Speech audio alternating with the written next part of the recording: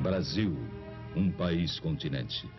47%, quase a metade de toda a América do Sul. Um gigantesco país cujos pontos extremos, norte, sul e leste, oeste, distam mais de 4.000 quilômetros nos dois sentidos.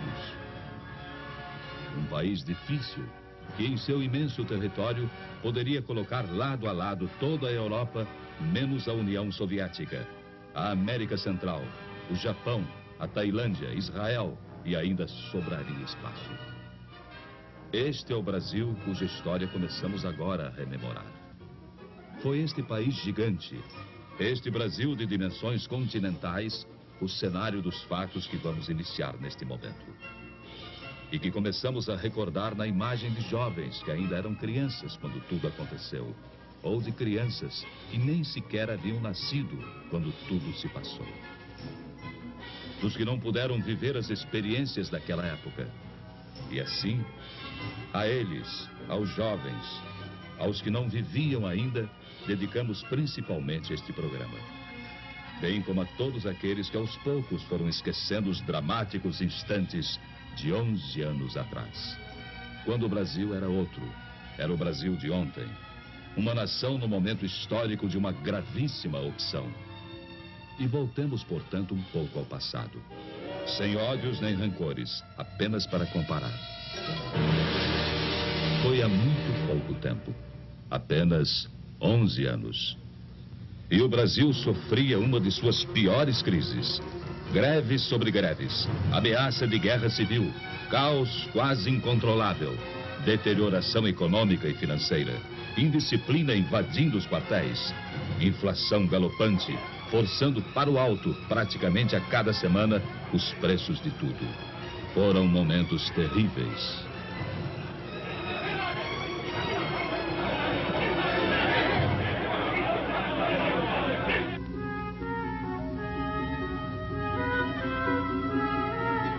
Naquela época, você podia ler a manchete de que era pedida a falência do Banco do Brasil. Eis uma daquelas manchetes. Hoje parece humor negro, diante desse gigante que é o Banco do Brasil, já se afirmando no mundo inteiro. Mas aconteceu. Os jovens de hoje, é certo, não se lembram disso. Eram crianças naquele tempo. Tempo de incertezas. O mundo num de seus melhores períodos de prosperidade. E o Brasil, uma triste presença entre as exceções. Apontado como devedor difícil, de chapéu na mão, mendigando apoio. Pedindo o reparcelamento de compromissos financeiros vencidos. Em situação de quase insolvência. E visto por sua importância no continente como um barril de pólvora, cuja explosão levaria também o caos às nações vizinhas. O Brasil é um país enfermo, dizia-se lá fora. Será uma nova Indochina. O gigante está de joelhos. Essa é a opinião corrente. Fazendo ainda mais triste a nossa imagem pelo mundo afora. Pois o que se dizia no exterior apenas retratava nossa real situação, sem saber como seria o dia de amanhã. Ao sabor de sucessivas crises, mergulhados num cotidiano de boataria e de incertezas. Foram tempos difíceis. Você se lembra? Você, chefe de família.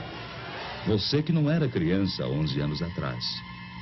Vocês que viveram aquele tempo. Vocês se lembram? Ultimatos ao Congresso. Agitações de rua, insegurança, ameaças aos jornais, agravamento da crise econômica e financeira. Já então, total descontrole inflacionário. E tamanha desorganização, tamanho caos, em tudo deixava sua marca. A produção se desarticulava. Faltavam os gêneros de primeira necessidade. Pedíamos de joelhos aos credores que esperassem por nós. Havia greves ao menor pretexto, filas para tudo. E, em última análise, quem sofria era o povo, que era levado às ruas para pedir, talvez nem ele mesmo soubesse o quê. Perplexo, sem ter para quem apelar.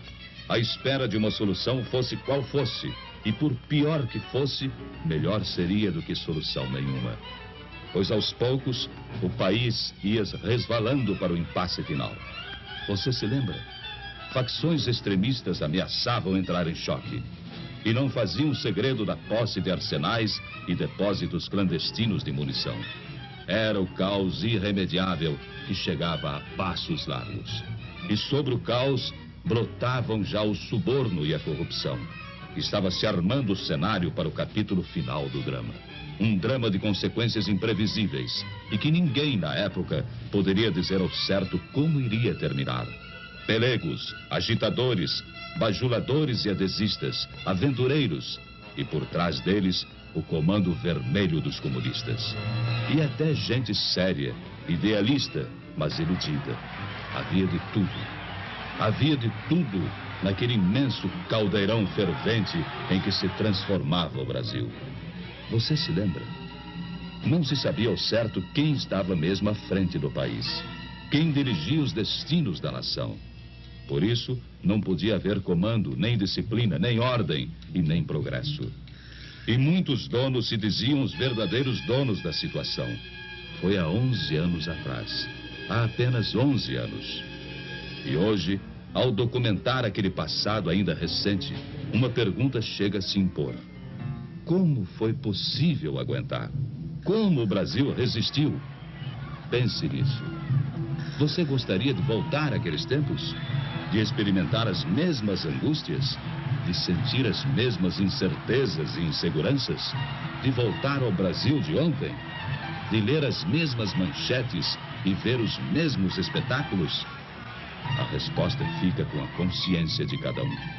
Com a responsabilidade que todos têm diante de si mesmos e diante de todos os demais brasileiros.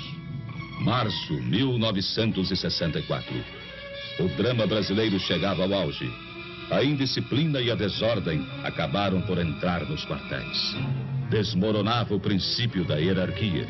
E então via-se o país ameaçado de perder seu último ponto de apoio efetivo na manutenção da ordem pública. Dali em diante, nada mais que o caos absoluto, a desordem total, a violência sem freios nem medidas. E a todos se evidenciou que o Brasil caminhava para o pior. Caminhava para a guerra civil de consequências imprevisíveis. Foi há apenas 11 anos atrás. O peso do medo e da angústia já era insuportável. Falava-se em matar, em fuzilar, em destruir. A união de pelegos e comunistas afiava suas armas. E tudo indicava que nos próximos dias, ou nas próximas horas, brasileiros se lançariam contra brasileiros. No norte, no nordeste, no sul, nas cidades, no campo, em toda parte. Você se lembra? Era o Brasil de ontem. O Brasil de 11 anos atrás.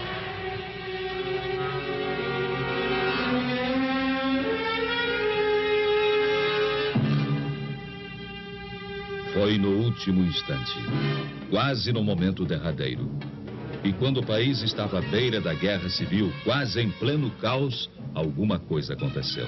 Era impossível continuar suportando tantos desmandos, tanta incompetência, tamanha anarquia.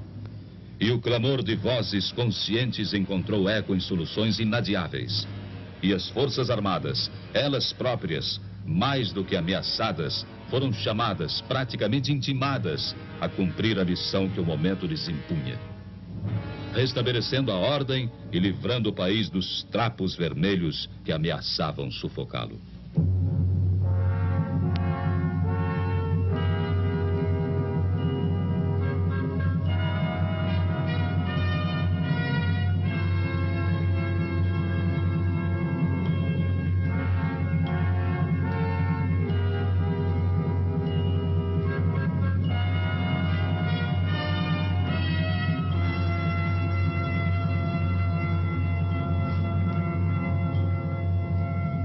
Abril de 1964.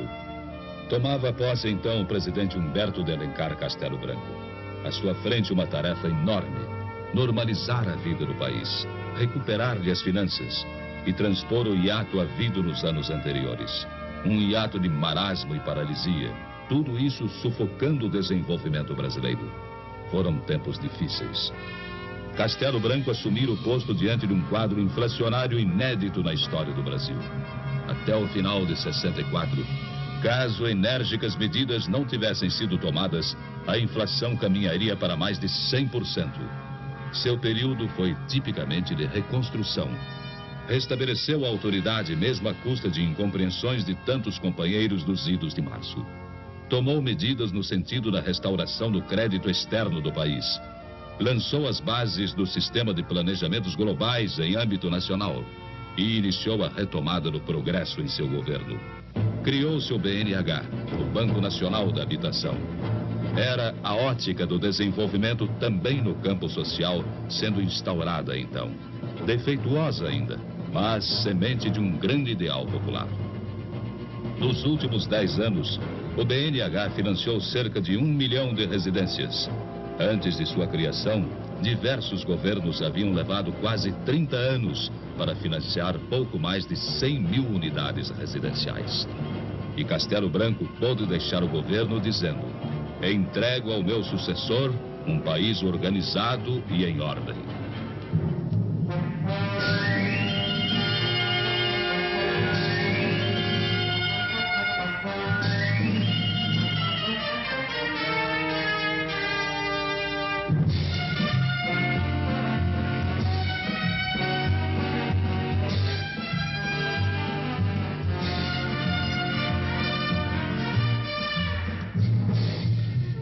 O governo Costa e Silva impulsionou ainda mais o desenvolvimento. Foi assim iniciador da escalada de progresso dos anos mais recentes. Naquele período, o país avançou no sentido de consolidar sua posição internacional. Abriu e conquistou novos mercados. E no aspecto interno, os índices do desempenho econômico começaram a demonstrar a recuperação atingida. Simultaneamente, o processo inflacionário mais e mais se esvaziava. Diante desse panorama, tentou-se uma liberalização gradual do regime. Mas ainda não era tempo para isso. E estes jovens, quantos deles foram testemunhas de que o inimigo estava atento e voltava à carga, às vezes servindo-se deles mesmos? Badernas e arruaças voltaram às ruas e com elas a insegurança e a intranquilidade. Felizmente, 1968 foi travado em tempo. Havia a firme determinação de não se cogitar sequer do risco de uma volta ao passado. Não se permitiria que aqueles anos de recuperação e sacrifício, e de grande sacrifício do próprio povo, fossem desperdiçados. Ficou o saldo negativo. A interrupção de um diálogo que poderia ter frutificado. Um diálogo nem sempre atendido pelos que ainda não se haviam convencido de que o Brasil de 68 não era mais o Brasil de ontem. E em 69, Emílio Garrastazu Médici, presidente. Nova etapa de grandes realizações. E como nunca, o Brasil experimentou o ritmo acelerado do desenvolvimento. Partimos para grandes desafios. Entre eles a conquista da Amazônia, até então praticamente intocada, embora muito falada na voz dos demagogos. Foi lançado o Plano de Integração Nacional.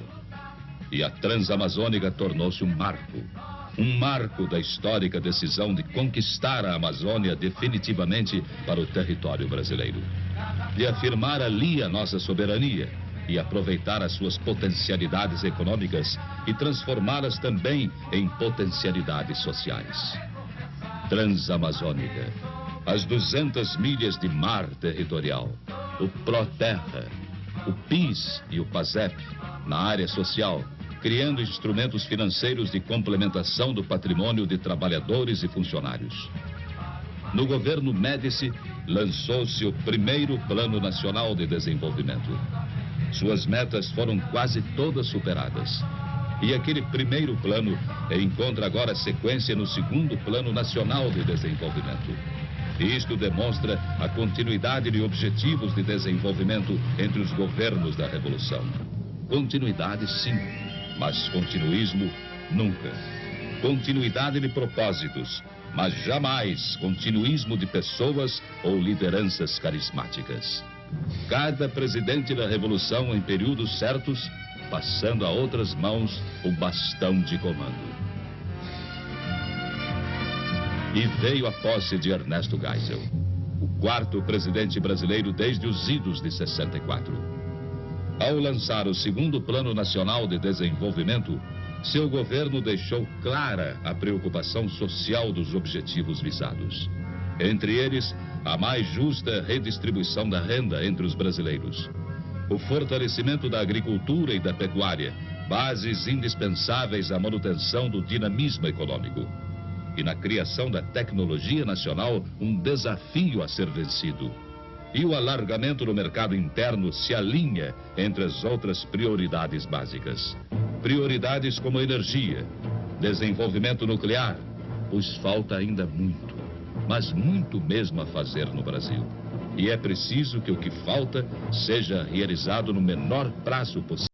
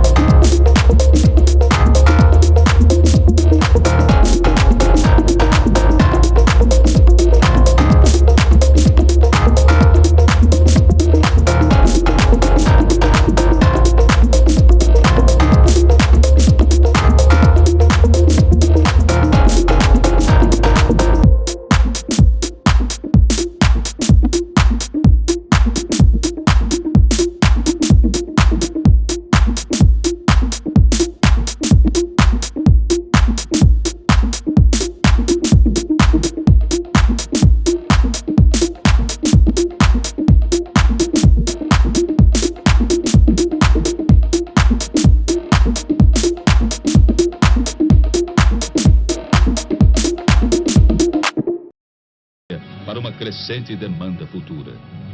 Em Angra dos Reis, estado do Rio de Janeiro, estamos construindo nossa primeira usina nuclear.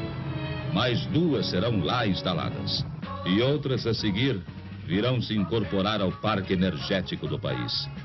Pois não demorará muito e o consumo de energia terá esgotado a capacidade de suprimento hidrelétrico.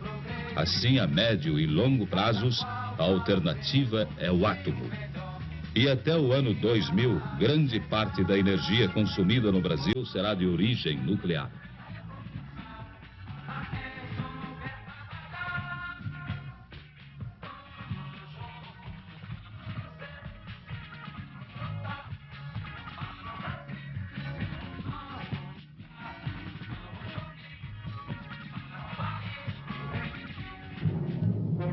Amazônia. Ela representa 59%, ou seja, mais da metade do nosso território. Era preciso incorporá-la definitivamente ao Brasil. E para isso estão sendo abertos 17 mil quilômetros de estradas na região. É a malha rodoviária de integração da Amazônia. Um gigantesco e notável esforço de conquista. Dos 17 mil quilômetros, 12 mil já estão prontos. E tudo isso foi feito num prazo recorde. Feito por você brasileiro, nos últimos 5 anos. Provando assim que afinal estamos sabendo ter pressa. Pressa que é sinônimo de reconhecimento do quanto falta realizar. E do quanto o Brasil precisa ainda de trabalho, de esforço para queimar etapas na construção de seu futuro. A Transamazônica, estrada que desfechou grande esforço de conquista, tem cerca de 6 mil quilômetros. Essa distância equivale a um percurso semelhante ao que liga Lisboa a Moscou. E somente isso dá uma boa medida do seu significado. Transamazônica, Perimetral Norte, Cuiabá-Santarém, Manaus-Porto Velho, Manaus-Boa Vista. Estradas que são vanguarda de colonização e que abrem caminho à descoberta de fabulosas riquezas minerais, assim como a implantação de grandes projetos pecuários e madeireiros. É a Amazônia, por fim, se incorporando efetivamente ao Brasil. É a Amazônia do urânio, dos não ferrosos. É a Amazônia do Brasil de hoje. 1964, 183 mil veículos produzidos. Este ano, mais de 1 milhão.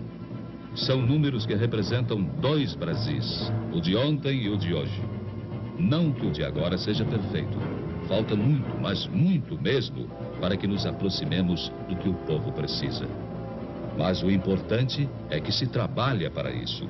Cruzar os braços ou lamentar o que falta, em nada melhora a situação. A mentalidade de outros tempos, o palavrório e a demagogia não voltarão. Não podem esconder a verdade dos fatos.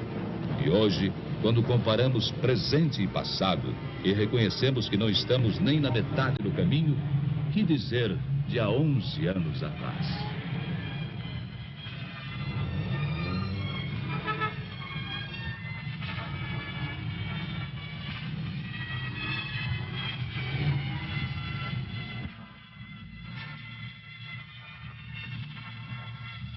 17 mil quilômetros de estradas pavimentadas em 64.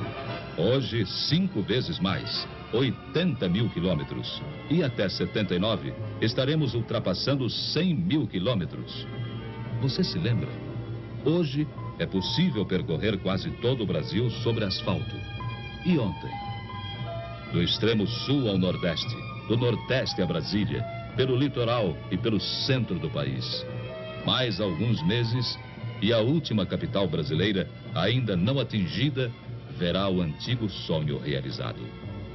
E com a inauguração da Manaus-Porto Velho, seu isolamento terá fim. Estará chegando a Manaus a primeira estrada, uma estrada asfaltada. Uma fita negra de esperança cortando a Amazônia e ligando Manaus ao Brasil. E recuperamos as ferrovias, agora prioridade número 1 na política de transportes. Muito breve, a nova ligação São Paulo-Belo Horizonte verá suas obras iniciadas. Surgirá assim a Ferrovia do Minério, eletrificada de ponta a ponta, colocando nosso país entre aqueles que possuem traçados ferroviários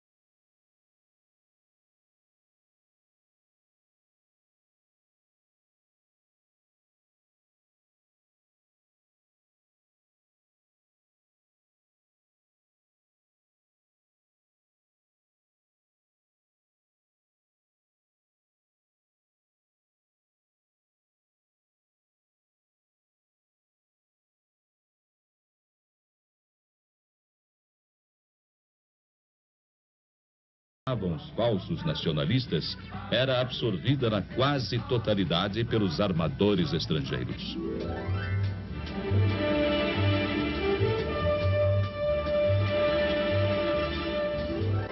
Em 1964, exportações 1 bilhão e 400 milhões de dólares. No ano passado, 7 bilhões e 500 milhões. Vamos alcançar 20 bilhões em 79. Esses números mostram quanto evoluímos no comércio exportador. É trabalho de brasileiros comprado pelo estrangeiro. E se compararmos hoje nossas exportações de manufaturados com as exportações totais de 64, teremos uma surpresa. O ano passado, a receita em dólares de nossas vendas de produtos industrializados superou 2 bilhões e 300 milhões de dólares. Só em manufaturados, quase o dobro de tudo que conseguimos exportar em 64. Um reflexo da nossa expansão industrial. Pois note-se que em 50 exportava-se mais que em 64. Ao invés de evoluir, portanto, antigamente estávamos andando para trás. Hoje, competimos em preço e qualidade. Por isso mesmo, temos sido alvo de medidas discriminatórias contra o ingresso de nossos manufaturados em outros países. Menos na Europa, muito mais nos Estados Unidos. Mas hoje temos altivez, dignidade, brasilidade, coragem e competência para enfrentar os que pretendem intimidar o nosso desenvolvimento. Temos agilidade para isso. Abrindo o leque dos clientes, não importando a ideologia dos compradores. Usando o poder de barganha que o próprio mercado brasileiro, tão cobiçado lá fora, agora nos oferece. É o Brasil, um novo Brasil, o Brasil de hoje. Um Brasil que você só pode ter ideia do que ele representa, embora tanto falte fazer, se você se recordar do passado que ficou lá atrás. Há 11 anos atrás, o nosso produto interno bruto era quase ridículo, 20 bilhões de dólares. Saltamos para 80 bilhões em 75. Chegaremos aos 125 bilhões em 79, quando estiver cumprida a etapa do segundo Plano Nacional de Desenvolvimento. O produto interno bruto é o retrato do que se produz no país. Daí a sua importância como forma de avaliação. Avaliação que corresponde a um diagnóstico nem sempre agradável. Mas daqui por diante, nas duas últimas partes deste documento, preparem-se para ver e ouvir também coisas não muito agradáveis. Infelizmente, verdadeiras ainda. Pois este documento sincero, honesto, produto de pesquisa, é o documento de um país que se renova e que por isso não teme a verdade. Em 64, crescíamos apenas no produto interno bruto em 2,9%. Em 74, 10% de expansão no produto interno bruto. É qualquer coisa de espetacular, quando o Japão, no ano passado, chegou a um crescimento zero. Quando os níveis de desemprego nos Estados Unidos vão a 8 milhões de pessoas. E quando o mundo, premido pela crise do petróleo, se debate em profunda convulsão econômica. Você imaginou o que nos teria acontecido se essa crise fosse há 11 anos atrás? Nem é bom pensar. Claro, o fato de estarmos conseguindo hoje suportá-la, com os preços do petróleo em níveis recordes, com a inflação que importamos dos produtos lá fora adquiridos, mostra capacidade de resistência.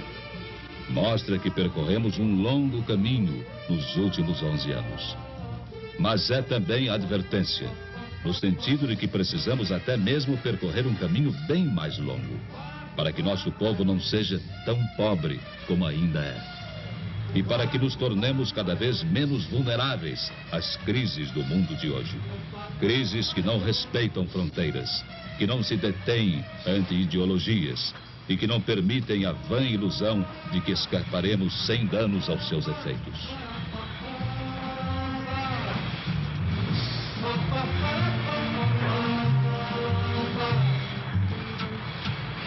Lá fora, no estrangeiro, temos sido motivo de admiração.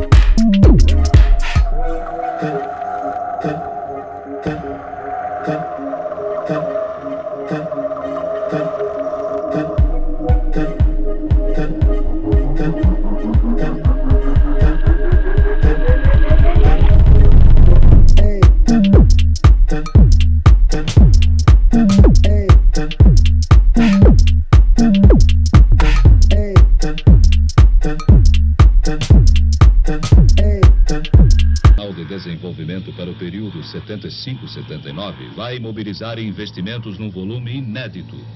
Atentem para o gigantismo destes números. 1,750 trilhões de cruzeiros. A maior parte destinada diretamente ao homem, a você, a todos nós. Em educação, saúde pública, assistência médica, saneamento, nutrição, trabalho e treinamento profissional, serão aplicados 267 bilhões de cruzeiros. Em habitação, previdência, PIS e PASEP, 384 bilhões. E no desenvolvimento social urbano, 110 bilhões. Total, quase 800 bilhões de cruzeiros, bem próximo da metade das inversões programadas pelo segundo Plano Nacional de Desenvolvimento. Agora, a maior entre todas as prioridades está na elevação do status do homem brasileiro, para que ele tenha mais saúde, bem-estar, nível de vida e possa assim melhorar, participando do enorme esforço de construção de um grande país.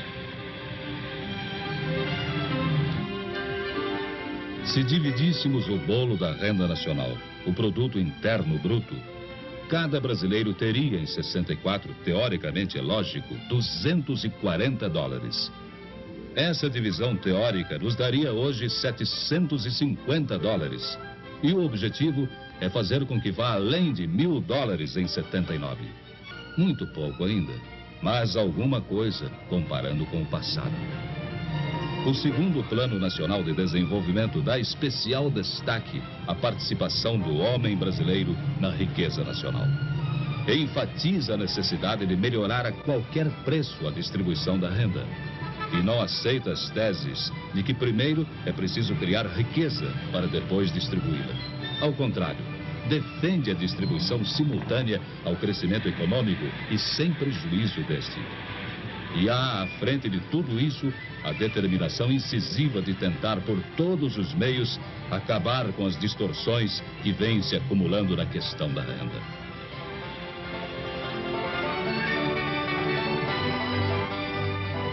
Na década de 40 a 50, a vida média do brasileiro não passava de 43 anos. De 60 a 70, a expectativa de vida saltou a 59 anos. É alguma coisa, mas não significa que estejamos sequer próximos do mínimo satisfatório. Pois se muitos melhoraram de vida, há ainda legiões de subnutridos, de portadores do mal de Chagas, da esquistossomose, do impaludismo, da tuberculose. São vítimas do subdesenvolvimento, do subemprego, da condição de gente que não chega a participar da vida econômica do país. Para essa legião de brasileiros, infelizmente maioria, reconheçamos, desenvolve-se agora todo um trabalho, no menor prazo de tempo possível, num compromisso de justiça, compromisso de melhor distribuição da renda, de abertura de oportunidades de emprego, de educação, saúde, para os que nascem, para os que vivem, para os que não morrem ao nascer. São metas do segundo Plano Nacional de Desenvolvimento, pretendendo diminuir essa massa terrível daqueles que ainda não encontraram um lugar ao sol.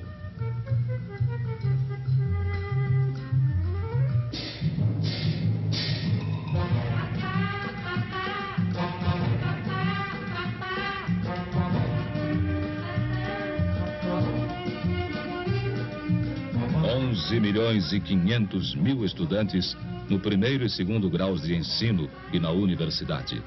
São números de 64. 21 milhões agora. E em 79, a previsão é de 27 milhões e 500 mil. Até lá também, o Programa de Desenvolvimento Científico e Tecnológico vai receber verbas inéditas. E assim, estaremos criando know-how nosso em inúmeras áreas indispensáveis ao desenvolvimento. O investimento em educação e tecnologia tem um retorno veloz e inestimável na aceleração do desenvolvimento. Cria-se com isso um poderoso fator de realimentação do progresso, o que vale dizer e definir como sendo um círculo virtuoso, virtuoso mesmo. Mais educação, mais tecnologia, igual a mais progresso, maior atividade econômica mais empregos e maior bem-estar.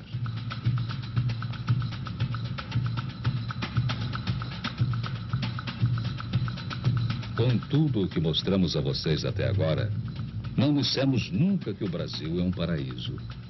Temos muito o que corrigir e assumimos essa verdade, com a consciência de quem sabe como são graves os problemas. O que se fez nestes 11 anos responde pelo que se pode fazer daqui por diante. Por brasileiros como estes, que vivem nesse tipo de habitação que a todos nós deve envergonhar. Cujo direito a uma vida melhor preocupa de fato a todos nós, porque somos todos responsáveis. Por isso, quase metade dos investimentos do segundo Plano Nacional de Desenvolvimento visa a elevação do homem brasileiro. Há 11 anos atrás, cerca de 40% de nossa população acima dos 15 anos de idade era de analfabetos. Hoje, esse percentual caiu à metade, ficando em torno de 20%. E até 1980, a meta é erradicar o analfabetismo. Outra meta do segundo Plano Nacional de Desenvolvimento pretende levar treinamento especializado a cerca de 400 mil trabalhadores anualmente. E treinamento especializado equivale à melhor posição profissional. No período 75-79, o segundo PND estimou um aumento da oferta de trabalho a taxas de 3,5% ao ano. Até lá, 6 milhões e 600 mil novos empregos serão criados em todos os setores. Mas precisamos acelerar ainda mais o passo, para que um número cada vez menor de brasileiros como esses sofra as agruras da miséria, dos desníveis regionais, das endemias, da subnutrição. Pense nisso, como todos estamos pensando, para que a gente nossa não viva mais assim. Basta prosseguir, acreditar, para que esta obra de gerações se torne o mais rápido possível realidade pela renovação.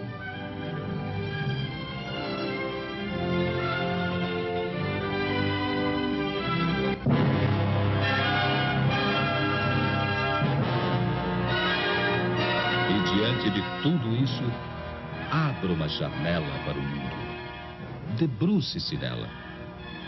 Olhe lá fora, em torno de você. Porque abrindo uma janela para o mundo, é que você pode, pela comparação, sentir que todos os dramas que vivemos, sentir que tudo aquilo contra o que protestamos, sentir que, de fato, se este país ainda tem tanto por fazer, é preciso que se faça alguma coisa para acreditar no que falta diante do que se fez. Na violência que impera lá fora, em tudo aquilo que se pratica contra a dignidade da pessoa humana, nas minorias treinadas, preparadas, determinadas a liquidar as maiorias, iludindo-as com uma falsa ideologia, acreditemos em nós um pouco e pensemos: ai de nós se essa violência aqui imperasse. Ai de nós se o ódio se transformasse de fato na motivação de vida, para não dizer de morte, dos brasileiros. E em meio a tudo o que se passa lá fora, na janela em que você deve se debruçar, pense 2 vezes. Pense bem. O exemplo que nos mandam e tudo aquilo que sentimos de amargura, de terror, de pânico, de morte, de ódio, de retaliação, tudo isso não pode, não deve, não entrará no Brasil. Já é alguma coisa. Para que possamos, com a nossa ordem, com a nossa paz, com a nossa dignidade, evitar que daqui para fora, alguém de lá possa olhar para nós como nós olhamos para lá.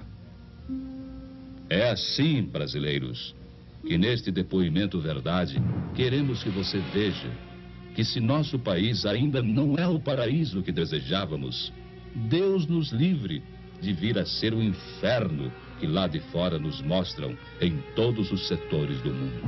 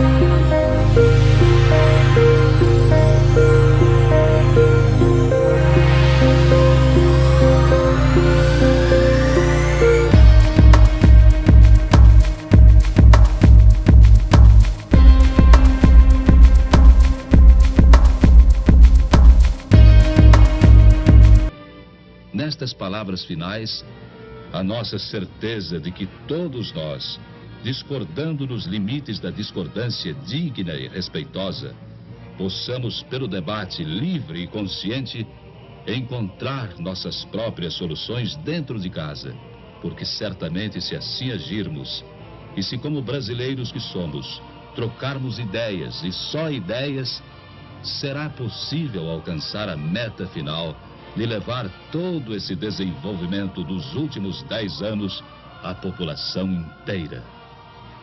E acreditar mais do que nunca que os brasileiros que fizeram o que se fez neste decênio poderão muito e muito mais fazer se juntos e unidos tiverem forças, confiança e esperança de que o objetivo desejado da felicidade cada vez maior do povo brasileiro se torne muito breve uma grande realidade.